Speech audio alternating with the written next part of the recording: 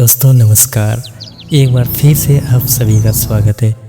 दोस्तों हर बार की तरह आज भी एक नया स्टोरी लेकर के आए हैं जो कि बहुत ही डरावना और मिस्ट्री क्रिएट करने वाला है। तो दोस्तों देर किस बात की, तो चलिए चलते हैं।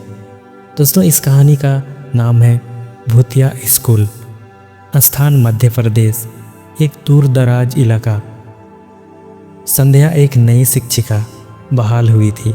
भोपाल की रहने वाली एक होनहार शिक्षिका थी। जब उसे सरकारी नौकरी नियुक्ति मिली तो उसका नाम एक गांव के स्कूल के लिए आया, राजकीय माध्यमिक। वो स्कूल बंद पड़ा है, वहाँ कोई टिक नहीं पाता। पर संध्या ने अंधविश्वास को नज़रअंदाज कर दिया और वीरपुर पहुँच गई। पहला दिन वीरपुर एक सुनसान पेड़ों से घिरा हुआ था। स्कूल का भवन दूर जंगल की ओर था। ईंटें जर्जर, खिड़कियां टूटी हुई और चारों ओर अजीब सी खामोशी। गांव वालों ने चेतावनी दी, मैडम स्कूल 7 साल से बंद पड़ा है, जो गया वो लौट कर कभी नहीं आया। संध्या ने हंसते हुए कहा, मैं पढ़ाने आई हूँ, डरने नहीं। स्कूल की स्थिति ऐसी थी, अंदर जाते ही संध्या ने देखा कि बोर्ड पर अब भी काला था, लेकिन उस पर कुछ लिखा था, हम अब भी यहाँ हैं। किसी बच्चे की हैंडराइटिंग में लिखा था।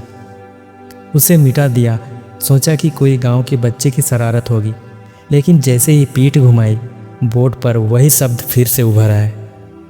अगले दिन कुछ बच्चे क्लासरूम में बैठे दिखे। सब ने सफ़ेद यूनिफॉर्म पहन रखी थी, चेहरों पर अजीब सी गंभीरता। संध्या ने पढ़ाना शुरू किया, पर किसी ने कुछ बोला नहीं। एक बच्ची ने कॉपी दी जिसमें लिखा था, आप भी मर जाएंगी। संध्या चौंकी पर कुछ कहा नहीं। जब घंटी बजी वो बच्चे अचानक गायब हो गए। संध्या ने गांव के बूढ़े हरिनारायण जी से पूछा, ये बच्चे कौन हैं? उन्होंने लंबी सांस ली और बोले, आज से 7 साल पहले इसी स्कूल में आग लग गई थी।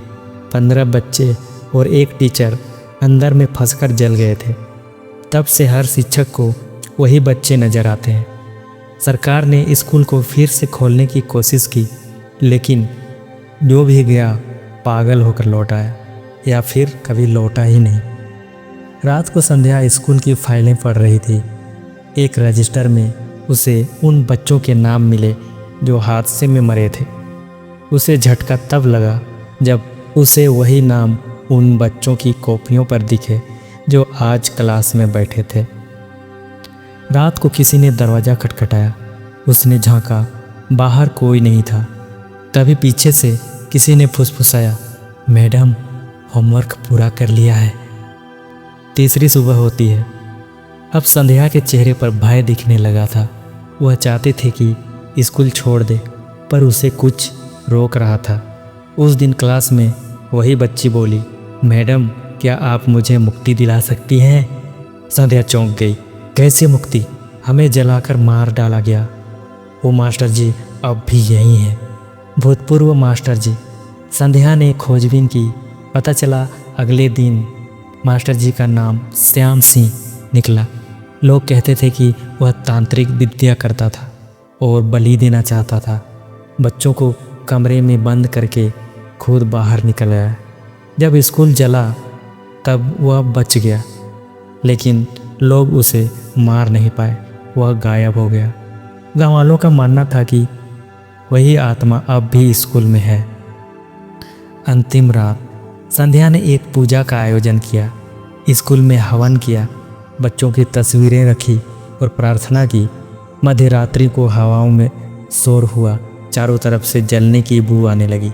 तभी एक अधजली आकृति सामने आई, श्याम सिंह। उसने चीखा, ये मेरे हैं, कोई मुझे उनसे अलग नहीं कर सकता। संध्या ने हवन में गंगाजल डाला और बच्चों के नाम पुकारे। धीरे धीरे बच्चों की आत्माएं मुस्कुराने लगी और रोशनी में विलीन हो गई। श्याम सिंह की आत्मा चीखते हुए राख में बदल गई। सुबह की शांति। सुबह जब गांव वाले स्कूल आए, पहली बार हवाओं में हलचल नहीं थी। संध्या स्कूल के बाहर बैठी थी, थकी मगर शांत। अब बोर्ड पर लिखा था, धन्यवाद मैडम हमें मुक्त करने के लिए। अब स्कूल फिर से खुला है। ये नए बच्चे आते हैं, लेकिन हर साल 16 जुलाई को जब वो हादसा हुआ था, क्लास में एक अतिरिक्त कुर्सी खाली रहती है।